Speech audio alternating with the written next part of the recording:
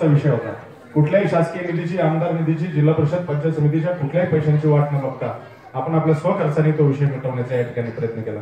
त्याच्या आधीच्या निवडणुकीमध्ये आपल्या मंदिराच्या जीर्णोद्धारासाठी लागणारा खर्च सगळा आपण त्या ठिकाणी द्यायचा प्रयत्न केला। आता परत आपण त्या दिवशी बैठकीला बसलोय, उरलेल्या पेविंग ब्लॉकचा विषय झाला, तोही विषय आपण मार्गी लावण्याचा प्रयत्न केला। माझा मित्र संतोष गोरड सहज हॉटेलवरती कचेरीत त्या दिवशी आला होता। आले म्हटलं, दादा आपल्याला तिथं मोठा चौक झालेला आहे, परंतु प्रकाश थोडासा कमी पडतोय। योगायोगाने एक कंपनीचाच एक माझा मित्र त्या ठिकाणी आला होता, त्याला आपण सांगितलं 24 तासात आपल्या इथं हाय वाजता दिवा मोठ्या प्रमाणावरती इथं लाईट आपल्याला। म्हणजे आपली ही जी संस्कृती आणि परंपरा आहे, एकमेकाचा मान ठेवून एकमेकाच्या मनातले विचार ओळखून आपण एकमेकांना कायम साथ देत आलो। अशीच परंपरा, अशीच पद्धत भविष्य काळापर्यंत जोपर्यंत शिंगाडवाडी आणि जोपर्यंत पाचन करत तोपर्यंत कायम राहावी अशी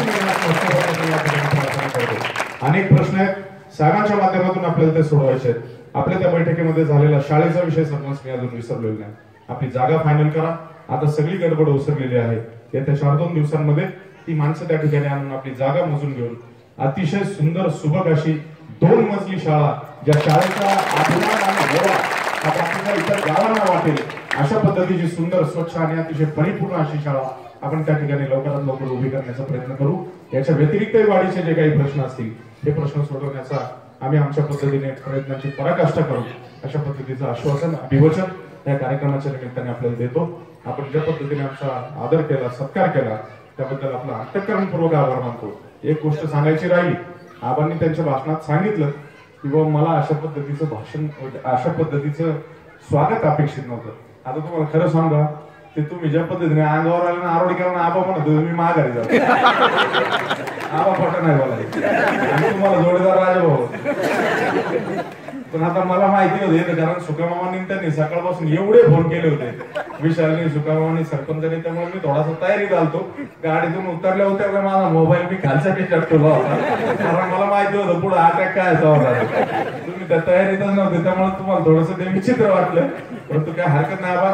ज्या माणसांची मन मोकळी असतात त्या माणसांचं स्वागत सुद्धा असं आक्रमक असतं आणि आपण सगळेजण भरल्या अंतःकरणाने या ठिकाणी स्वागत करू। मी पुन्हा एकदा आपल्या सगळ्यांचं या ठिकाणी अंतःकरणपूर्वक प्रणव व्यक्त करतो, आपल्या सगळ्यांचा आभार मानतो, या ठिकाणी थांबतो। धन्यवाद। जय हिंद, जय महाराष्ट्र, जय राष्ट्र। जिल्हा परिषद सदस्य माननीय शेखरदादा पाचुनकर पाटलांचा विजय असो, राष्ट्रवादी काँग्रेस पक्षाचा विजय असो।